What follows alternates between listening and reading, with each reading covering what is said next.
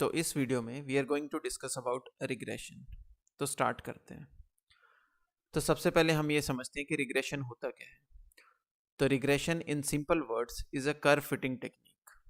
For instance, अगर हम किसी भी डेटा सेट में लीनियर कर्व जैसे कि लाइन या फिर प्लेन फिट करते हैं, so this is known as linear regression. वहीं हम अगर नॉन लीनियर कर्व फिट करते हैं, so this is known as polynomial या फिर नॉन लीनियर रिग्रेशन। अब एक बेसिक सा क्वेश्चन हमारे दिमाग में आता है कि हम ये कर्व फिटिंग करते क्यों हैं, इससे फायदा क्या है। तो कर्व फिटिंग करने से हमें रिलेशनशिप पता चलेगा between dependent and independent variables.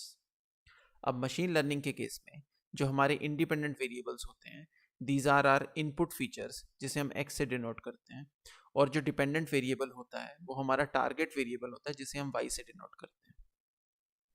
अब नेक्स्ट क्वेश्चन हमारे दिमाग में ये आता है कि हम ये रिलेशनशिप फाइंड करते क्यों हैं, इससे क्या फ़ायदा होगा। तो अगर हमें रिलेशनशिप पता है between dependent and independent variables, तो मैं आसानी से अनसीन डेटा पे वैल्यूज़ को प्रिडिक्ट कर पाऊंगा। So let's take an example to understand this. तो लेट्स से मेरे पास ये डेटा सेट है that shows how the house prices varies corresponding to house sizes, और मैंने लीनियर रिग्रेशन की मदद से I have fitted this line. अब लेट्स से मुझे इस पर्टिकुलर हाउस साइज के लिए प्राइस प्रेडिक्ट करनी है, क्योंकि मेरे पास कोई भी प्रायर डेटा नहीं है for this particular house size. But now using this linear regression या फिर इस रिलेशनशिप की मदद से I can simply project this size onto this line and I can get the price corresponding to this particular size. So this is the benefit of linear regression कि अब unseen data पे भी I can predict values. I hope you understood कि हम regression करते क्यों हैं। अब नेक्स्ट क्वेश्चन ये आता है कि जैसा आई हैव सेड कि रिग्रेशन क्या एक कर्व फिटिंग टेक्निक है। तो अब कौन सा कर्व हमें फिट करना है, क्योंकि किसी भी पर्टिकुलर डेटा सेट के लिए there are so many options कि बहुत सारे कर्व हम फिट कर सकते हैं। For instance, let's say I have this data set, और अगर मैं लीनियर रिग्रेशन की बात करूं तो I can fit so many lines in this. मैं ये भी फिट कर सकता हूँ, ये भी फिट कर सकता हूँ। तो अब मुझे कैसे पता चले कि कौन सा कर्व मुझे फिट करना है। तो इसका आंसर ये है कि हमें वो वाला कर्व फिट करना है जो कि बेस्ट फिट करे मेरे डेटा सेट को। अब ये समझते हैं कि बेस्ट फिट का मतलब क्या है। तो लेट्स से मेरे पास ये डेटा सेट है and I have fitted 2 lines in this. अब अगर मुझे पता करना है कि इन दोनों में से कौन सा बेस्ट फिट कर रहा है इस डेटा सेट को, तो ऑब्वियसली आई विल से कि दिस वन, ये वाला बेस्ट फिट कर रहा है इस डेटा सेट को। क्यों? क्योंकि ये जो लाइन है ये सारे पॉइंट्स के नियर बाय पास हो रही है।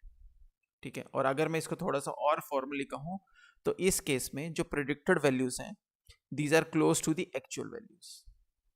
So this is the definition of the best fit curve कि उसमें प्रिडिक्टेड वैल्यूज एक्चुअल वैल्यूज के क्लोज होती हैं।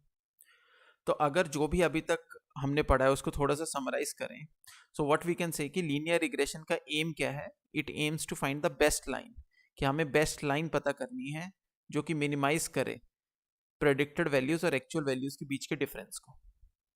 अब इसको इस एग्जांपल की मदद से समझते हैं कि लेट्स से अब हमारे पास ये जो ब्लू है these represents the actual values, ये हमारे पास एक्चुअल वैल्यूज है and I have fitted this line, ये मैंने लाइन फिट की है। So for a particular x i, for a particular value of x, मेरे पास this is my predicted value, ये मेरी प्रेडिक्टेड वैल्यू है and this is my actual value. अब इन दोनों के बीच का ये जो डिफरेंस है जिसे हम रेजिड्यूल भी कहते हैं, तो हमारा टास्क ये है कि हमें ऐसी लाइन ढूंढनी है जो कि इन दोनों के बीच के डिफरेंस को मिनिमाइज कर सके। So this is the aim of the linear regression, और वो जो लाइन होगी this is our best fit line. ठीक है, I hope you understood all the concept कि बेस्ट फिट क्या होता है, प्रेडिक्टेड और एक्चुअल वैल्यूज क्या है, and what we are trying to do in linear regression. अब मैथमेटिकली इसको हम एक्सप्रेस करते हैं in the form of a cost function. तो अब समझते हैं कि ये कॉस्ट फंक्शन या फिर लॉस फंक्शन होता क्या है। तो कॉस्ट फंक्शन एक मैथमेटिकल फंक्शन है जो कि ये क्वांटिफाई करता है कि हमारी प्रेडिक्शंस कितनी दूर हैं एक्चुअल वैल्यूज से। तो मैथमेटिकली लिखने से पहले let's first define few notations जो कि हम थ्रू आउट इस वीडियो यूज करेंगे। तो m refers to the number of examples, कि हमारे पास कितनी एग्जांपल्स हैं। जैसे कि इस फिगर में वी हैव 1 2 3 4 5 6 7 ब्लू डॉट्स है, तो हमारे पास 7 एग्जांपल्स हैं। x will refer to the input variable or input feature, y refers to the actual value या फिर target variable. y हमारी actual value है और we can also call it as target variable. अब जो हमारी predicted value है we will denote by y hat, ये हमारी predicted value होगी and that will equals to mx plus c, जो कि लाइन की इक्वेशन. पर मशीन लर्निंग में we don't use the notations m और c.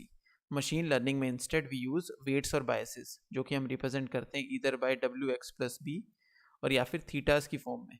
This will be theta 1x plus theta 0. तो इस वीडियो में we will use the theta notation. तो इस वीडियो में हम ये वाली नोटेशन यूज करेंगे. Don't get confused, these all three things refers to the same thing. तो इधर you can use any one of these, इससे कोई फर्क नहीं पड़ेगा. अब ये जो थीटास हैं या फिर वेट्स और बायसेस हैं और एम और सी, ये इसको हम पैरामीटर्स कहते हैं. These are our parameters and these are the things जो कि मॉडल ऑप्टिमाइज करते हैं. मतलब अगर हम इन थीटास को चेंज करेंगे तो हमारी ये जो लाइन है जो कि हमने प्रेडिक्ट की है, this will also get changed. तो हमें ऐसे थीटास फाइंड करने हैं जो कि हमारी प्रेडिक्शंस और जो एक्चुअल वैल्यूज को मैच करवा सके या उनके बीच में डिफरेंस को कम कर सके. ठीक है, तो वंस अब एक बार हमारे पास ये नोटेशंस आ चुके हैं तो what we can do, we can define our loss function और कॉस्ट फंक्शन को डिफाइन करते हैं. So actually there are so many different cost functions available, लेकिन इस वीडियो में हम 3 कॉस्ट फंक्शंस के बारे में पढ़ेंगे जो कि मोस्ट कॉमनली यूज होते हैं लीनियर रिग्रेशन में. तो सबसे पहले जो कॉस्ट फंक्शन हम यूज करने वाले हैं which is mean squared error और MSE. This is the most commonly used loss function in linear regression. अब नाम से ही क्लियर है कि जो एरर टर्म है, error term is nothing but y hat minus y a, मतलब एक्चुअल और जो प्रेडिक्टेड वैल्यू के बीच का जो डिफरेंस है वो that refers to the error. आप एरर का स्क्वायर कर रहे हो, so there you have done the square and then you are taking the mean, और यहाँ पे हम उसका मीन ले रहे हैं. So this refers to, this is mean squared error. अब इसके प्रोज एंड कॉन्स क्या है? तो पहला इसका फायदा ये है कि जो कॉस्ट फंक्शन आपका आएगा that will be convex. Convex का मतलब उसमें एक ही मिनिमा या मैक्सिमा है. नॉन कॉन्वेक्स का मतलब there are so many minimas. जैसे ये नॉन कॉन्वेक्स फंक्शन, आपके पास बहुत सारे मिनिमास और मैक्सिमास हो सकते हैं. इन कॉन्वेक्स आपके पास एक ही मिनिमम मैक्सिमा होगा and that will be your global one. ठीक है, तो सबसे पहला फायदा ये है कि जो कॉस्ट फंक्शन है वो कॉन्वेक्स होगा. अब जब हम ऑप्टिमाइज करेंगे तो वी विल लुक कि कॉन्वेक्स का फायदा क्या है. Second, it is differentiable. आप आसानी से इसको हर एक जगह पे डिफरेंशिएट कर सकते हो, that's why it is easy to optimize. तो ये इसके फायदे हो गए. अब इसका नुकसान क्या है? नुकसान है कि this is sensitive to outliers. अब आउटलायर्स के केस में क्या होगा कि जो एक्चुअल और जो प्रेडिक्टेड वैल्यू के बीच का ये जो डिफरेंस है हमारा, ये काफ़ी ज़्यादा होगा. So this will B large. तो जब हम उसका स्क्वायर करेंगे तो वो और ज़्यादा हो जाएगा. सो दैट्स वाई ये इसका डाउन साइड है कि ये क्या करेगा, जो आपकी ये जो प्रेडिक्टेड लाइन है जो आपने उस डेटा सेट में line, let's say this is the predicted line for this data set, तो अगर कोई भी आउटलायर है, लेट्स से दिस इज आउटलायर, तो ये प्रेडिक्टेड लाइन को अपनी तरफ खींचेगा. मतलब जो आपकी प्रेडिक्टेड लाइन होगी आउटलायर के केस में, that will be something like this, वो कुछ इस टाइप की होगी. ठीक है, तो ये इसका डाउन साइड है. तो ये हमारा पहला कॉस्ट फंक्शन है जो कि मोस्ट कॉमनली हम यही यूज करते हैं. अब जो सेकंड कॉस्ट फंक्शन है जो कि हम यूज करते हैं, this is mean absolute error. नाम से क्लियर है ना, इंस्टेड ऑफ स्क्वायर हमने क्या किया, हम एब्सोल्यूट ले लेते हैं. So here we have used the absolute of the error. अब एब्सोल्यूट से हमें फायदा क्या मिलेगा? जो कॉन्वेक्स तो हमेशा ही रहेगा ये वाला फंक्शन. तो लीनियर रिग्रेशन में जो कॉस्ट फंक्शन है दिस इज ऑलवेज कॉन्वेक्स. अब एब्सोल्यूट से हमें फायदा ये होगा कि आउटलायर से अब कम सेंसिटिव होगा as compare to mean squared error. क्योंकि ये क्या करेगा, चाहे आपका एरर ज़्यादा हो चाहे कम हो, हम स्क्वायर नहीं कर रहे हैं तो हम उस एरर को और ज़्यादा नहीं बढ़ा रहे हैं. So this is robust to outliers as compare to mean squared error. लेकिन अब इसकी दिक्कत क्या है? इसकी दिक्कत है बिकॉज ऑफ दिस एब्सोल्यूट. इस एब्सोल्यूट के कारण मतलब अब हमारा फंक्शन कुछ इस टाइप का दिखेगा. तो अब यहाँ पे 0 पॉइंट पे ये जो पॉइंट है यहाँ पे क्या होगा, ये नॉन डिफरेंशिएबल हो जाएगा. नॉन डिफरेंशिएबल होने के कारण क्या होगा, इसको ऑप्टिमाइज करना, इस कॉस्ट फंक्शन को ऑप्टिमाइज करना दिक्कत देगा. ठीक है, तो मीन स्क्वेयर्ड एरर में दिक्कत क्या थी कि आउटलायर्स के प्रति वो ज़्यादा सेंसिटिव था। मीन एब्सोल्यूट एरर ने उसको कैसे काउंटर किया कि स्क्वायर को हटा के हम एब्सोल्यूट ले लेते हैं, लेकिन उससे दिक्कत ये हुई कि अब वो नॉन डिफरेंशिएबल बन गया। तो अब हमारे पास तीसरा लॉस फंक्शन आता है which is a combination of both mean squared error and mean absolute error, जिसको हम कहते हैं ह्यूबर लॉस।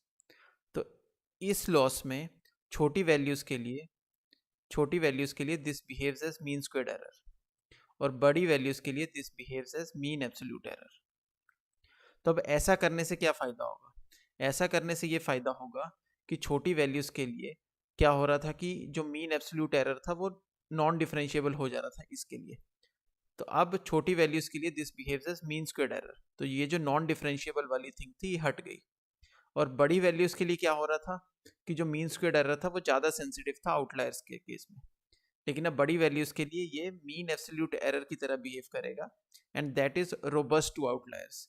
तो जो हमारी दोनों दिक्कत थी, पहली दिक्कत थी हमारी कि वो डिफरेंशिएबल नहीं है,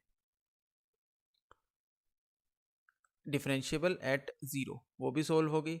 सेकंड जो हमारी दिक्कत थी कि सेंसिटिव टू आउटलायर्स, वो भी हमारी दिक्कत सोल्व हो गई यूजिंग दिस लॉस फंक्शन। ठीक है, तो अब इसके फायदे क्या हैं ह्यूबर लॉस के? तो इसका फायदा ऑब्वियसली कॉन्वेक्स तो होते ही हैं सारे, तो अब ये डिफरेंशिएबल भी है जिसके कारण it is easy to optimise. और क्योंकि हम हायर वैल्यूज के लिए we are using mean absolute error in terms of mean squared error, तो this is robust to outliers. तो हमारे पास चारों जो दिक्कत थी, दोनों जो दिक्कत थी डिफरेंशिएबिलिटी की और आउटलायर्स की, वो इसने सॉल्व कर दी। लेकिन इसके क्या डाउन साइड है ह्यूबर लॉस के? तो इसका सबसे बड़ा डाउन साइड है हाइपर पैरामीटर ट्यूनिंग। मतलब ये जो डेल्टा है, तो ये हमें सिलेक्ट करना पड़ेगा कि किस वैल्यू के नीचे it will behave as mean squared error और किस वैल्यू के ऊपर this will behave as mean absolute error. तो इसको सिलेक्ट करना this is quite tedious task और ये टास्क स्पेसिफिक है। तो बिकॉज ऑफ दिस ज़्यादातर हम ह्यूबर लॉस को यूज़ नहीं करते, we mostly use mean squared error. तो एक बार आपके तीनों कॉस्ट फंक्शंस डिफाइन हो गए, ठीक है, तो the next task is optimization. ठीक है, तो ऑप्टिमाइज करने से पहले अगर कोई मुझसे पूछे कि which one of these plots is the outcome of mean squared error and which one of these plots is the outcome of mean absolute error, तो आई विल से कि this plot is the outcome of mean squared error and this plot is the outcome of mean absolute error. क्योंकि जैसे कि हमने अभी discuss किया, जो mean squared error है that is sensitive to outliers. तो ये जो आउटलायर्स हैं ये क्या करेंगे कि इस कर्व को अपनी तरफ खींचने की कोशिश करेंगे, which is clearly shown in this plot. नहीं तो पहले जो कर्व फिट होता that will look something like this, लेकिन अब ये आउटलायर्स ने इस कर्व को अपनी तरफ खींच लिया है। So that's why this plot is the outcome of mean squared error और ये वाला plot is the outcome of mean absolute error, जो कि ये बता रहा है कि mean absolute error is robust to outliers, कि इस आउटलायर्स का ज़्यादा फर्क नहीं पड़ा है इस डिसीजन बाउंड्री पे, थोड़ी सी शिफ्ट हुई है but it doesn't affect that much. ठीक है, तो एक बार आपने कॉस्ट फंक्शन डिफाइन कर लिया, तो नेक्स्ट टास्क इज ऑप्टिमाइजेशन। अब आपको ऑप्टिमाइज करना है उस कॉस्ट फंक्शन को। तो अब हम अपना ऑप्टिमाइजेशन ऑब्जेक्टिव डिफाइन करते हैं। ठीक है, तो ऑप्टिमाइजेशन ऑब्जेक्टिव, तो हमारा ऑप्टिमाइजेशन ऑब्जेक्टिव क्या होगा कि हमें ये जो कॉस्ट है जे थीटा, इसको मिनिमाइज करना है। So this is our optimization objective with respect to theta. मतलब हमें ऐसे थीटास ढूंढने हैं, हमें ऐसे पैरामीटर्स ढूंढने हैं जो कि इस कॉस्ट फंक्शन को मिनिमाइज कर पाए। सो अब काफ़ी सारे एल्गोरिथम्स, ऑप्टिमाइजेशन एल्गोरिथम्स अवेलेबल, पर इस वीडियो में we are only going to discuss दो मेन एल्गोरिथम्स। ठीक है, जो पहले वाला जो एल्गोरिथम है वो आपने हाई स्कूल मैथ में पढ़ा होगा, which is also known as normal approximation. हमें पता है अगर हमें किसी भी फंक्शन को ऑप्टिमाइज करना हो, उसका मिनिमा या मैक्सिमा निकालना हो, सो व्हाट वी डू, हम उस फंक्शन को डिफरेंशिएट करते हैं and we simply set it to zero. क्योंकि मिनिमा और मैक्सिमा में क्या होता है, जो हमारी स्लोप रहती है that is equals to zero. तो इसी कंसेप्ट को यूज़ करके हम इसका मिनिमा और मैक्सिमा फाइंड कर सकते हैं। So this approach is known as normal approximation. This is a one step process, क्योंकि सिंपल आप डिफरेंशिएट करो, इक्वल्स टू जीरो करो and you will get the parameters, उसकी वैल्यू आपको थीटा की वैल्यू आपको मिल जाएगी। लेकिन इस मेथड की सबसे बड़ी डाउन साइड जिसके कारण हम इसको मशीन लर्निंग में यूज नहीं करते, is that this is computationally unstable. मतलब इसमें क्या होता है, जो आपके थीटास निकल के आएंगे if you solve that equation, तो आपके थीटास कुछ इस टाइप से निकल के आएंगे, एक्स ट्रांसपोज एक्स का इनवर्स एक्स ट्रांसपोज वाई। मतलब आपको इनवर्स कैलकुलेट करना पड़ रहा है, और इनवर्स को कैलकुलेट करना हमेशा ट्रिकी रहता है। सो दैट्स वाई हम इस अप्रोच को अवॉइड करते हैं to optimize any of the function in machine learning. Instead of this हम सेकेंड एल्गोरिथम यूज करते हैं, जो कि मोस्ट फेमस एल्गोरिथम है, which is also known as gradient descent. नाम से ही क्लियर हो रहा है कि हम ग्रेडियंट की डायरेक्शन में डिसेंट करेंगे और अपने पैरामीटर्स को अपडेट करेंगे। तो ग्रेडियंट डिसेंट क्या करता है, this is an optimization algorithm जो कि इटरेटिवली अपडेट करता है पैरामीटर्स को। तो इसमें दो चीजें इंपॉर्टेंट है, this is an iterative process. Normal approximation की तरह ये वन स्टेप प्रोसेस नहीं है, this is an iterative process जो कि पैरामीटर्स को अपडेट करता है to minimize the cost function. तो अब अगर हम इसके एल्गोरिथम के बारे में देखें, तो this is a very simple algorithm, quite intuitive, कि आप क्या करते हो, पहले पैरामीटर्स को इनिशियलाइज करते हो, यू इनिशियलाइज द थीटा कोई रैंडम वैल्यू से। फिर ये लूप चलती है, ग्रेडियंट डिसेंट लूप, जिसमें हम क्या करते हैं, हम पैरामीटर्स को अपडेट करते हैं। यहाँ पे देखो पैरामीटर्स अपडेट हो रहे हैं, theta equals to theta minus, parameters को अपडेट करते हैं in the direction of the gradient, that's why the name gradient descent. और कितना अपडेट करेंगे ग्रेडियंट की डायरेक्शन में, that is decided by this alpha, जिसको हम लर्निंग रेट कहते हैं। This is called learning rate, या फिर इसको हम स्टेप साइज भी कहते हैं, कि कितना स्टेप लेना है इन द डायरेक्शन ऑफ ग्रेडियंट। तो अगर मैं इसको विजुलाइज करवा के बताऊं कि ये ग्रेडियंट डिसेंट काम कैसे करता है, so let's say I have this cost function, मेरे पास एक कॉन्वेक्स कॉस्ट फंक्शन है, which is the case with linear regression. तो लेट्स से मैं इनिशियलाइज करता हूँ कुछ random values of theta, let's say मैंने यहाँ पे इनिशियलाइज किया, तो मेरे पास कुछ, let's say this is the cost जो कि मेरी निकल के आई। अब हम क्या करते हैं ग्रेडियंट डिसेंट में, सबसे पहले यहाँ पे इस पर्टिकुलर वैल्यू पे हम ग्रेडियंट कैलकुलेट करेंगे। सो दिस इज द ग्रेडियंट, मतलब इस डायरेक्शन में ग्रेडियंट है मेरा। तो मैं क्या करूंगा, ग्रेडियंट की डायरेक्शन में I will take a step, और कितना स्टेप लूंगा that is decided by this learning rate alpha. तो लेट्स से अब मैंने स्टेप लिया और मैं यहाँ पहुंच गया, फिर मैं क्या करूंगा, फिर से यहाँ पे ग्रेडियंट कैलकुलेट करूंगा। तो लेट्स से अब ग्रेडियंट कुछ इस टाइप से आया, तो again in the direction of gradient I will take a step, फिर मैं यहाँ पहुंच जाऊंगा। सो सिमिलरली स्टेप लेते लेते what eventually will happen, I will reach out at minima, मैं मिनिमा पे पहुंच जाऊंगा। सो this is how gradient descent किसी भी फंक्शन को इटरेटिवली अब अपडेट करता है, ऑप्टिमाइज करता है। So this is the gradient descent, और ये काम कैसे करता है, this I have shown to you. अब ये जो लर्निंग रेट है alpha, this plays a crucial role. अगर आप लर्निंग रेट को बहुत कम रखोगे तो आपका ये जो स्टेप साइज है ये बहुत छोटा होगा। So this will take so much time to reach at minima और मैक्सिमा। वहीं अगर आप लर्निंग रेट को बहुत ज़्यादा रख दोगे तो this will overshoot, this might overshoot this minima, मतलब इस मिनिमा को ओवरशूट कर जाएगा। तो आपको अल्फा उतना ही रखना है, and this varies according to the task, जो आपकी टास्क है उसके ऊपर डिपेंड करता है कि कितना अल्फा आपको लेना है। तो नॉर्मल जो स्टैंडर्ड वैल्यू अल्फा की होती है that is 0.001 in the range of this, और आप इसको अल्फा को वेरी भी कर सकते हो। This will study in detail letter कि अल्फा की आपको ऑप्टिमल वैल्यू कितनी रखनी है, आपको कैसे अपडेट करना है इसको।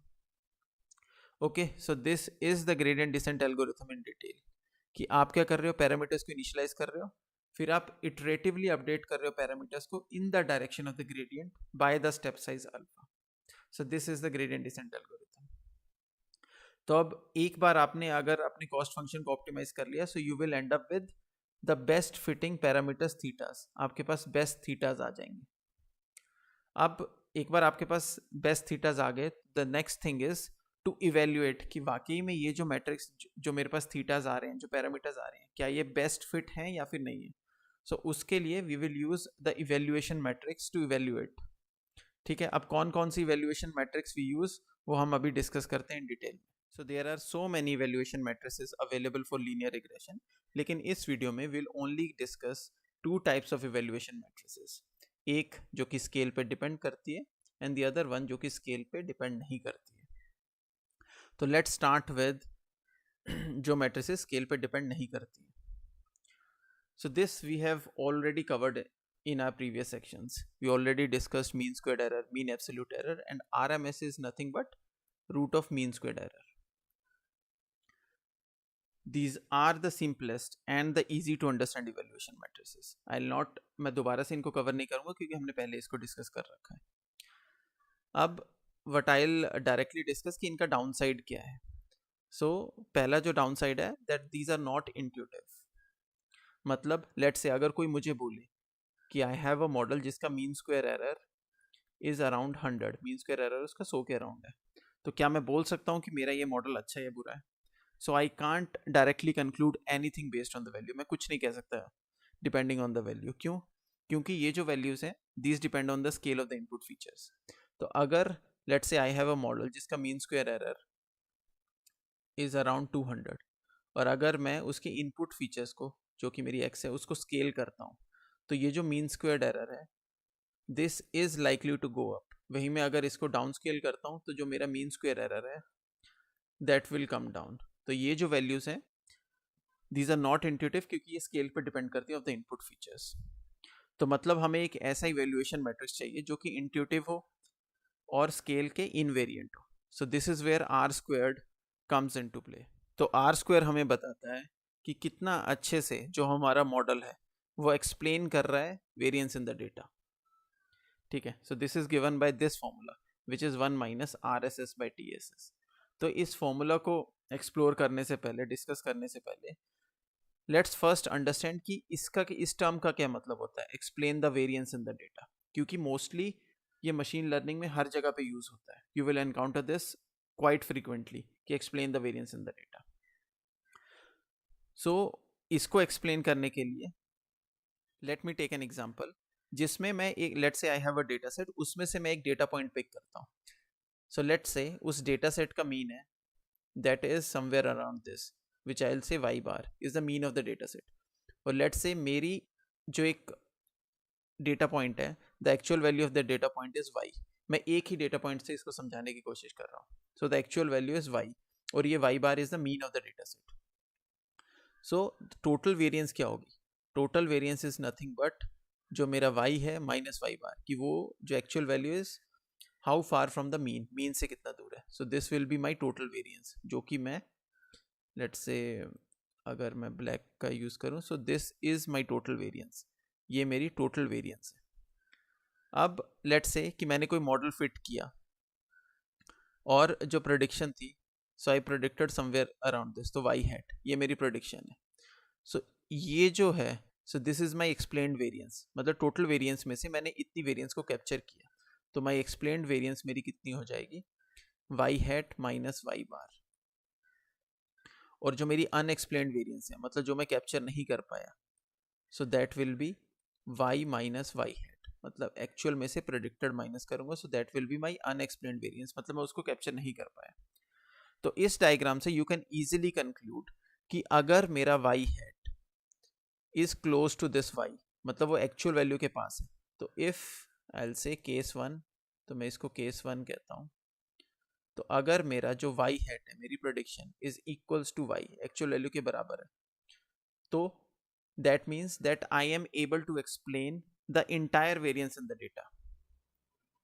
तो उस केस में मैं बोलूँगा कि ये मेरा बेस्ट है. So this is best. वहीं अगर मैं कहूँ कि जो मेरा y हैट है, जो मेरी प्रेडिक्शन है, that is close to y bar, मतलब ये जो y हैट है ये मेरा y बार के क्लोज है, मतलब मैं कुछ भी वेरिएंस को एक्सप्लेन नहीं कर पाऊंगा. सो this is my worst model. मतलब y bar is the base line, mean हमेशा बेस लाइन होता है. तो जो मैंने प्रेडिक्ट किया है वो सिर्फ मीन के बराबर ही प्रेडिक्ट किया है, मतलब मैंने कुछ भी प्रेडिक्ट नहीं किया. This is the base line model. तो उस केस में आई एम डूइंग वर्स्ट. तो यही दिस फॉर्मूला इज रिप्रेजेंटिंग. तो ये जो फॉर्मूला ये सेम चीज़ को रिप्रेजेंट कर रहा है जो कि मैंने यहाँ पे लिखी है. तो अगर मैं इस फॉर्मूला को इस टर्म्स में लिखूँ, टोटल वेरिएंस एक्सप्लेन्ड और अनएक्सप्लेन्ड, तो 1 माइनस ये क्या बता रहा है मेरा, this is y actual minus predicted. तो एक्चुअल माइनस प्रेडिक्टेड मेरा यहाँ पे क्या है, this is actual, this is predicted, तो अनएक्सप्लेन्ड वेरिएंस है. तो 1 minus unexplained variance divided by y minus y बार, ये मेरी टोटल वेरिएंस है. तो ये क्या, अगर मैं दोबारा से लिखूँ तो this will be TV, total variance minus unexplained variance upon TV.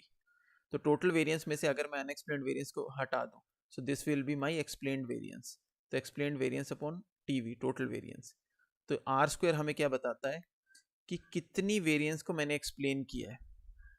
ठीक है, तो आर स्क्वायर जितना ज़्यादा होगा, अब आर स्क्वायर की वैल्यू है, तो आर स्क्वायर की value it ranges from 0 to 1। 0 ये वाला केस है जो कि मैंने वर्स्ट वाला बताया, और 1 मतलब बेस्ट। 1 का मतलब है उसने पूरी वेरिएंस को एक्सप्लेन कर दिया, 0 का मतलब है उसने जरा भी वेरिएंस को एक्सप्लेन नहीं किया, मतलब वो बेसलाइन मॉडल की तरह बिहेव कर रहा है। So I hope you understood कि ये फॉर्मूला क्या रिप्रेजेंट कर रहा है और आर स्क्वायर 0 और 1 का क्या मतलब है। अब यू विल से कि इस फॉर्मूला को अगर आप देखोगे तो आर स्क्वायर की वैल्यू नेगेटिव भी हो सकती है। यू विल से कि आर स्क्वायर की वैल्यू नेगेटिव भी हो सकती है, हाँ। सो आई विल से कि हो सकती है, लेकिन उस केस में क्या होगा, उसका ये मतलब है कि जो हमारा जो मॉडल है वो बेसलाइन मॉडल से भी खराब परफॉर्म कर रहा है। तो हम यूजुअली उस केस को निगलेक्ट कर देते हैं, हम ये अज्यूम करके चलते हैं कि हमारा मॉडल एटलीस्ट बेसलाइन जितना तो परफॉर्म करेगा। सो दैट्स वाई हम नेगेटिव वैल्यूज को डिस्कार्ड करते हैं और हम कहते हैं कि जो हमारी आर स्क्वायर की रेंज है वो 0 से 1 के बीच में है। ठीक है, आई होप यू अंडरस्टूड कि ये फॉर्मूला क्या रिप्रेजेंट कर रहा है, आर स्क्वायर क्या रिप्रेजेंट कर रहा है और इसकी रेंज 0 से 1 में क्यों है। So this is the most commonly use matrix in linear regression, R square. लेकिन अब इसके भी कुछ ना कुछ डाउन साइड्स तो होंगे।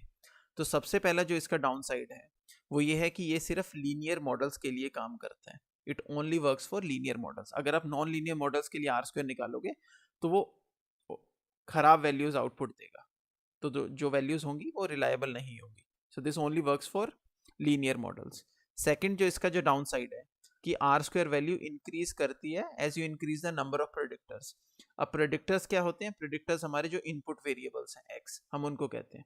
तो अगर मैं अपने इनपुट फीचर्स को बढ़ाता हूँ, लेट्स से x1 से लेके मैंने n कर दिया अपनी इनपुट फीचर्स को, मतलब n इनपुट फीचर्स हो गए, तो जो मेरा आर स्क्वायर है वो ऑटोमेटिकली इंक्रीज करेगा। क्यों?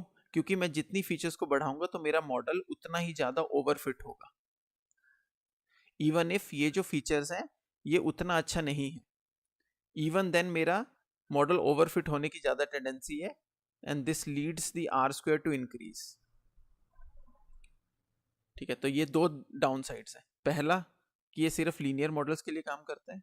सेकंड कि जैसे मैं अपने प्रेडिक्टर्स को इंक्रीज करता हूं तो मेरा आर स्क्वायर भी इंक्रीज करेगा, even though the predictors are not related to the dependent variable.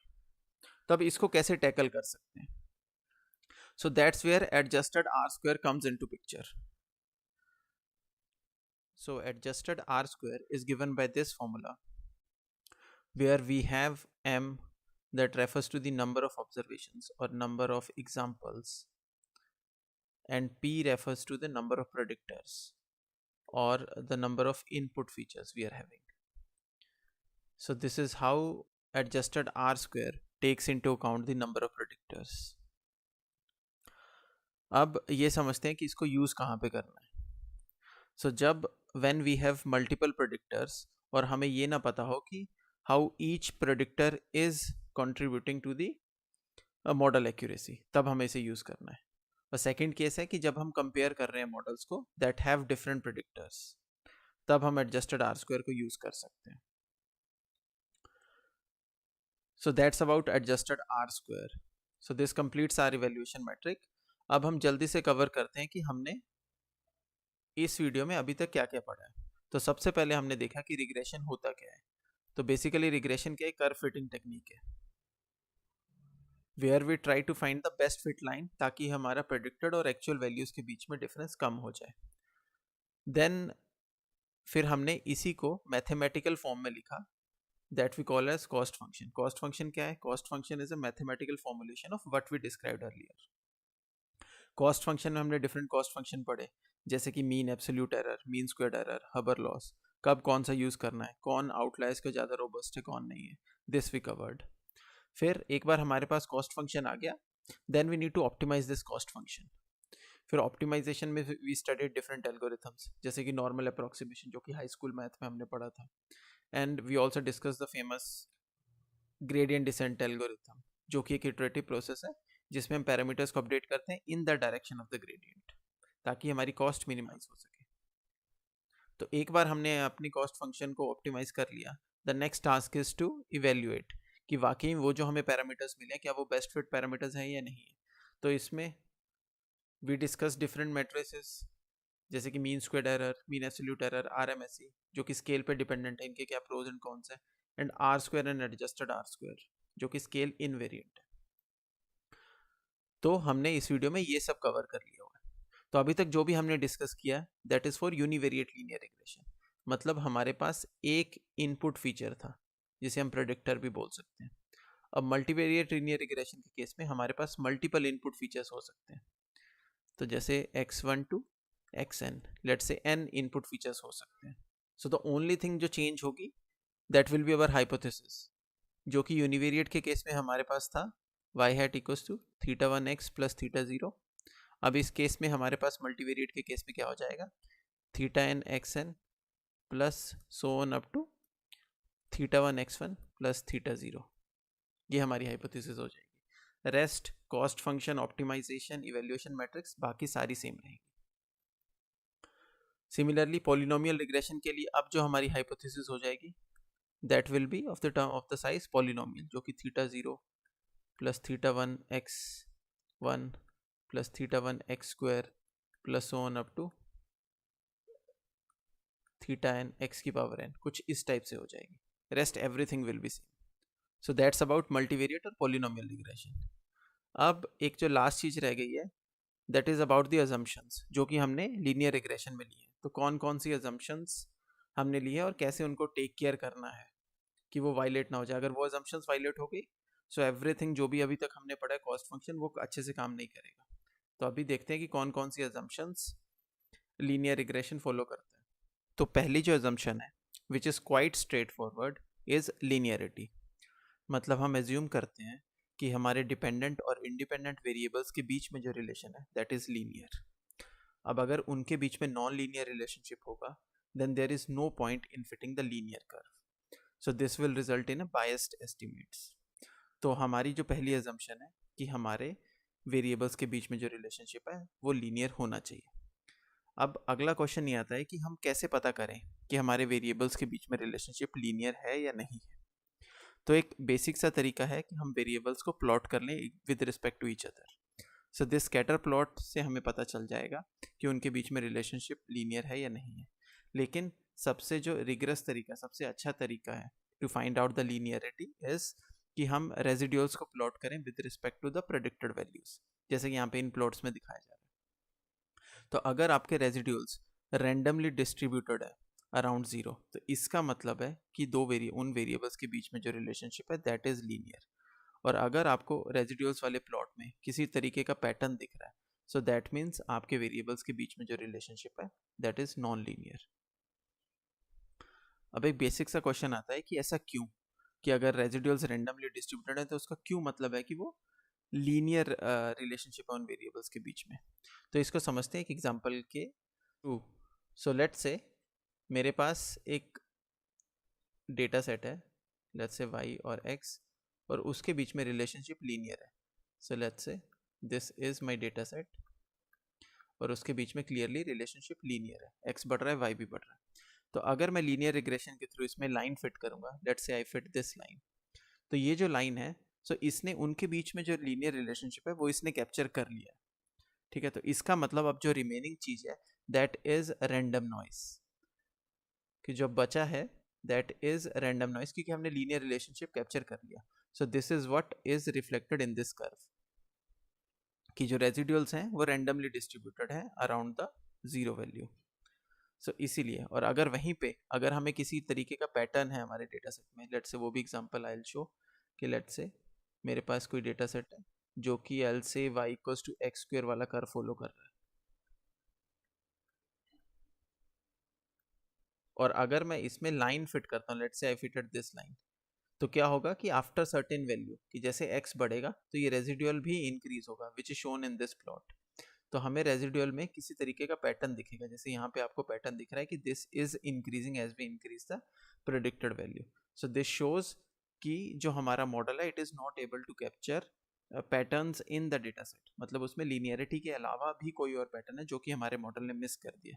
So that's Y आपको रेजिडुअल प्लॉट से पता चल जाएगा कि आपके वेरिएबल्स के बीच में लीनियर रिलेशनशिप है या नहीं है। आई होप कि पहली एजम्पशन आपको समझ आ गई होगी। अब जो सेकंड एजम्पशन है that is independence of residuals, और जिसे हम नो ऑटो कोरिलेशन भी कहते हैं। तो लेट्स डिस्कस अबाउट दिस।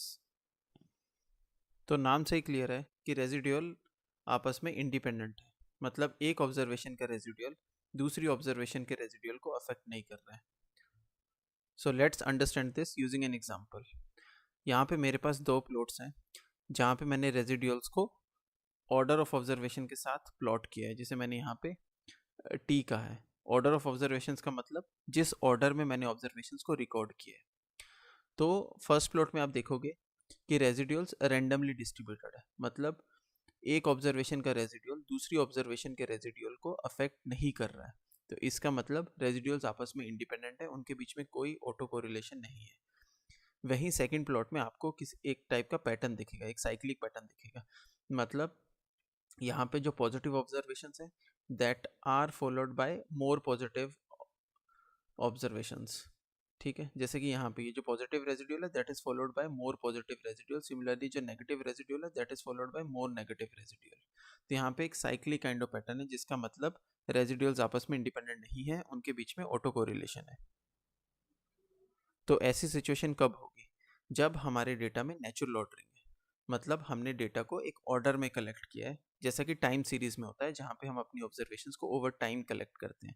जैसे टी पे ऑब्जर्वेशन ली, फिर आपने T+1 पे, T+2 पे एंड सो ऑन। तो अगर आपके डेटा में नेचुरल ऑर्डरिंग नहीं है तो ये अजम्पशन कभी भी वायलेट नहीं होगी। अब अगर ये अजम्पशन वायलेट होगी तो इससे क्या होगा? तो इससे जो हम स्टैंडर्ड एरर्स हैं उसको अंडर एस्टिमेट करेंगे, जिसके कारण क्या होगा, जो हमारे प्रोडिक्टर्स की सिग्निफिकेंस है हम उसको ओवर एस्टिमेट करेंगे। तो इस इम्पैक्ट को समझते हैं इन सिंपल टर्म्स।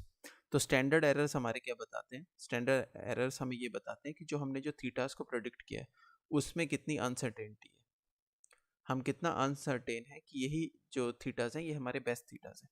तो अगर हम अपने स्टैंडर्ड एरर्स को अंडर एस्टिमेट करेंगे, इसका मतलब हम और ज़्यादा कॉन्फिडेंट हो रहे हैं कि ये जो थीटास हैं वो बेस्ट थीटास हैं। तो इसके कारण क्या होगा? इसके कारण जो सिग्निफिकेंस ऑफ प्रेडिक्टर्स है, मतलब जो हमारी फीचर इंपॉर्टेंस है, वो बढ़ जाएगी। सो this is the impact of independence of residuals. अब कैसे चेक करें कि ऑटो कोरिलेशन है या नहीं है? तो हमारे पास दो टेस्ट हैं। एक तो डार्विन वाटसन टेस्ट, जिसमें अगर वैल्यू 2 आ रही है इसका मतलब कोई ऑटो कोरिलेशन नहीं है। वहीं वैल्यू 0 आ रही है इसका मतलब पॉजिटिव ऑटो कोरिलेशन है, अगर वैल्यू 4 आ रही है तो इसका मतलब नेगेटिव ऑटो कोरिलेशन है। और जो सेकंड मेथड है वो रेजिड्यूल प्लॉट है, जो कि हमने यहाँ पे अभी प्लॉट करके दिखाया है। अगर उसमें किसी टाइप का पैटर्न आ रहा है इसका मतलब रेजिड्यूल्स ऑटो कोरिलेटेड है, अगर रैंडमली डिस्ट्रीब्यूटेड है इसका मतलब रेजिड्यूल्स इंडिपेंडेंट है।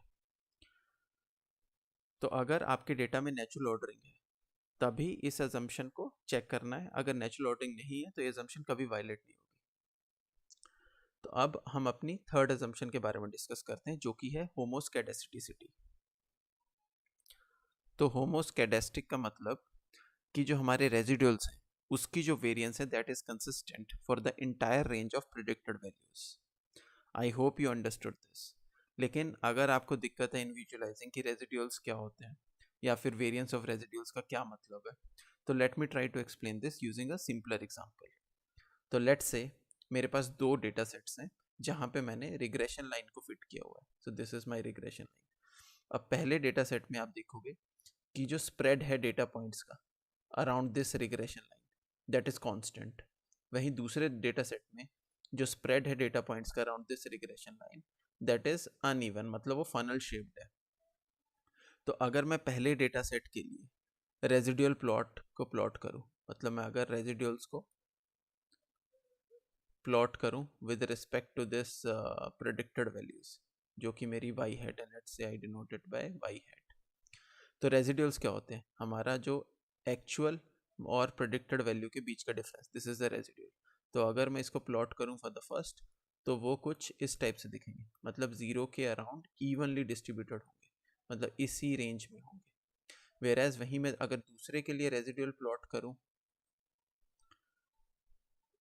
तो लेट से आर और यहाँ पे वाई हैट, तो दूसरे के लिए स्टार्टिंग में जो मेरे रेजिड्यूल्स हैं वो कम है, तो स्टार्टिंग में the residuals will look something like this. लेकिन जैसे मैं दूर जाऊंगा तो मेरे रेजिड्यूल्स बढ़ रहे हैं, so they will keep on increasing. तो मेरा जो रेजिड्यूल प्लॉट होगा वो it will look something like this, मतलब वो भी फनल शेप्ड होगा। तो अगर होमोस्कैडेस्टिसिटी का मतलब कांस्टेंट वेरिएंस ऑफ रेजिड्यूल्स, जो कि यहाँ पे आपको दिख रहा है, आई होप यू अंडरस्टूड। और अगर मैं बोलूँ कि लीनियर रिग्रेशन किस केस में अच्छा परफॉर्म करेगा, इन द केस ऑफ होमोस्कैडेस्टिक या फिर हीट्रोस्कैडेस्टिक, तो ऑब्वियसली आप कहोगे कि ये इस केस में, होमोस्कैडेस्टिक के केस में लीनियर रिग्रेशन अच्छा परफॉर्म करेगा। That is why this is the assumption. अब अगर ये अजम्पशन वायलेट हो रही है, मतलब मेरा डेटा सेट हीट्रोस्कैडेस्टिक है, तो क्या होगा? तो वही वाली कि incorrect standard error, so this will lead to incorrect standard errors. जिसके कारण क्या होगा, जो मेरे एस्टिमेट्स हैं, मतलब जो मैंने पैरामीटर्स के एस्टिमेट किए, दैट विल बी इनएफिशिएंट, और मैं कोई भी हाइपोथेसिस टेस्ट जो करूंगा that will not be valid. So ये तीनों चीजें होंगी अगर मैं इस अजम्पशन को वायलेट करूं। ठीक है, अब कैसे हम इसको चेक कर सकते हैं कि वेदर जो मेरा डेटा सेट है दैट इज होमोस्कैडेस्टिक या फिर हीट्रोस्कैडेस्टिक? तो जो मैंने आपको बताया है, you simply plot the residuals, कि रेजिड्यूल्स को प्लॉट करो। So this way you can check for the homoscedasticity. I hope you now understand कि होमोस्कैडेस्टिसिटी और हीट्रोस्कैडेस्टिसिटी का क्या मतलब है। अब जो हमारी अगली assumption है, that is no perfect multicollinearity. Let's understand this. तो ये जो assumption है, this only applies to multivariate linear regression, मतलब जहाँ पे हमारे पास एक से ज़्यादा इनपुट फीचर्स हैं या फिर इंडिपेंडेंट वेरिएबल्स हैं। तो नो परफेक्ट मल्टीकोलिनियरिटी का मतलब कि जो हमारे इंडिपेंडेंट वेरिएबल्स हैं वो आपस में परफेक्टली कोरिलेटेड नहीं है। तो अगर मैं इसको दूसरे वर्ड्स में कहूँ, तो I can't express my input features as a linear combination of other input features.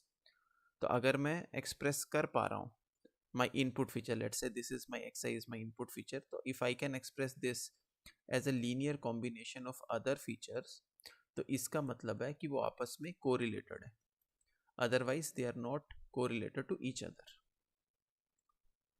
तो अब अगर ये assumption violate हो रही है तो इससे क्या होगा? तो अगर मेरी features correlated हैं तो इससे मैं ये नहीं पता कर पाऊंगा कि कौन सी feature कितना impact कर रही है मेरे मॉडल में।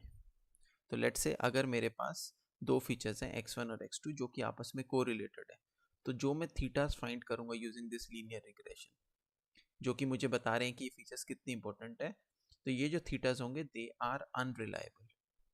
तो मुझे पता नहीं चलेगा कि whether this feature is contributing to the model accuracy या फिर ये फीचर। तो अब हम पता कैसे करेंगे कि वेदर मेरी जो फीचर्स हैं वो आपस में कोरिलेटेड है या नहीं? तो पहला जो टेस्ट होता है that is pair wise correlation. अगर आपके पास पेयर है इनपुट फीचर्स का, लेट्स से x1 और x2, और आपको पता करना है कि वेदर दीज आर कोरिलेटेड और नॉट, तो सिंपली आप कोरिलेशन फाइंड कर लो। लेकिन अगर आपको पता करना है कि क्या मेरी एक input feature is a linear combination of more than one input features, ठीक है, जैसे x2 x3 x4, तो उस केस में we use variance inflation factor, हम इसका यूज करते हैं जब हमें पता करना हो कि एक फीचर मेरी क्या एक से ज़्यादा इनपुट फीचर्स का लीनियर कॉम्बिनेशन है, क्या उनके साथ कोरिलेटेड है, then we use this. Otherwise अगर मैं एक पेयर का निकालना हो तो we use pairwise correlation coefficient. तो अब अगर मेरा VIF 10 से ज़्यादा आ रहा है तो इसका मतलब है कि हाई मल्टीकोलिनियरिटी है। तो ये मेरी अजम्पशन थी, no perfect multicollinearity. I hope you understood. अब अगली अजम्पशन के बारे में पढ़ते हैं जो कि है नॉर्मेलिटी ऑफ रेजिड्यूल्स। तो इसका मतलब है कि जो हमारे रेजिड्यूल्स हैं दे आर नॉर्मली डिस्ट्रीब्यूटेड। ये जो अजम्पशन है, ये सच बताऊं तो दिस इज लेस क्रिटिकल, क्योंकि सेंट्रल लिमिट थ्योरम के according for a large data set most of the things are normally distributed. ठीक है, तो जैसे यहाँ पे मेरे पास दो प्लॉट्स हैं जिसमें फर्स्ट वाले में दी एरर्स और जो रेजिड्यूल्स हैं वो नॉर्मली डिस्ट्रीब्यूटेड है, सेकंड वाले में वो नॉर्मली डिस्ट्रीब्यूटेड नहीं है। तो अब ऐसा क्यों होना चाहिए, क्यों हम कह रहे हैं कि जो रेजिड्यूल्स हैं वो नॉर्मली डिस्ट्रीब्यूटेड होने चाहिए? क्योंकि अगर आपको याद होगा कि जो बेस्ट फिट लाइन जो कि हम रिग्रेशन में फाइंड करते हैं, जो बेस्ट फिट लाइन होती है वो मोस्ट ऑफ द पॉइंट्स के नियर बाय या फिर उनसे पास करती है, और जैसे जैसे हम दूर जाते जाते हैं so there are few number of points जो कि बहुत दूर रहते हैं उस बेस्ट फिट लाइन से। So ideally this should be normally distributed, so that's why this assumption. अब अगर आपके जो रेजिड्यूल्स हैं वो नॉर्मली डिस्ट्रीब्यूटेड नहीं है तो क्या होगा? तो इसका मतलब है कि आपके डेटा सेट में बहुत सारे आउटलायर्स हैं या फिर नॉन लीनियर रिलेशनशिप है जो कि आपका मॉडल है वो अच्छे से कैप्चर नहीं कर पा रहा है। तो अब कैसे चेक करें कि हमारा जो रेजिड्यूल्स है वो नॉर्मली डिस्ट्रीब्यूटेड है या नहीं है? तो हम क्यू क्यू प्लॉट करेंगे ऑफ द रेजिड्यूल्स। तो क्यू क्यू प्लॉट से आपको पता चल जाएगा whether your residuals are normally distributed और नॉट। तो आई होप आपको समझ आ गया होगा कि why this normality of residuals is important. So this completes our assumptions। तो 5 assumptions थी ऑफ लीनियर रिग्रेशन। पहला कि लीनियर रिलेशनशिप होना चाहिए। सेकंड, जो रेजिड्यूल्स हैं वो इंडिपेंडेंट होने चाहिए, उनके बीच में कोई ऑटो कोरिलेशन नहीं होना चाहिए। थर्ड, होमोस्कैडेस्टिसिटी मतलब constant variance of residuals. Fourth, कि कोई भी परफेक्ट मल्टीकोलिनियरिटी नहीं होनी चाहिए बिटवीन इंडिपेंडेंट वेरिएबल्स या फिर इनपुट फीचर्स। और लास्ट वाला कि जो रेजिड्यूल्स हैं वो नॉर्मली डिस्ट्रीब्यूटेड होने चाहिए। सो ये 5 assumptions है you need to take care of before applying linear regression. तो this completes most of the linear regression part. अब अगर कुछ भी एक्स्ट्रा मुझे इस वीडियो में कुछ एक्स्ट्रा मेरे को मिलता है, so I will add in this video in this section. ठीक है, थैंक्स।